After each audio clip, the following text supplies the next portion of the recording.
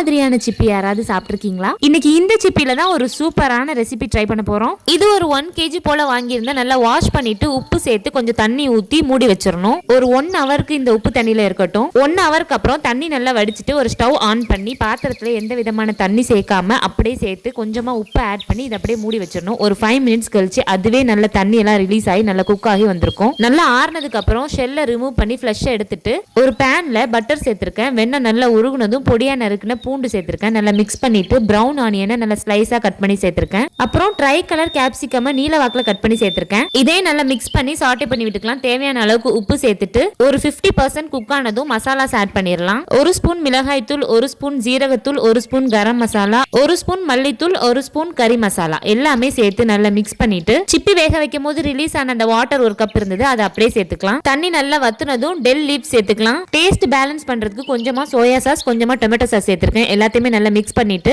சிப்பி ஃப்ளஷை ஒரு 4 ஷெல்குள்ள வச்சிருக்கேன். பொடியா நறுக்கின பார்ஸ்லி சேர்த்து ஒரு 2 மினிட்ஸ்க்கு அப்படியே மூடி வச்சிடலாம். 2 மினிட்ஸ்க்கு அப்புறம் நல்லா ஒரு மிக்ஸ் கொடுத்துட்டு அந்த ஃபிளேவர்லாம் நல்லா இறங்கினதுக்கு அப்புறம் ஷெல்லை ரிமூவ் பண்ணிட்டு சர்வ் பண்ணீங்க அப்படின்னா ஒரு சூப்பரான கிளாம் ரெசிபி ரெடி ஆயிடுச்சு. ஸோ இந்த வீடியோ உங்களுக்கு பிடிச்சிருந்தது அப்படின்னா எம்மி ஃபுட்டிக்கு சப்ஸ்கிரைப் பண்ணிக்கோங்க.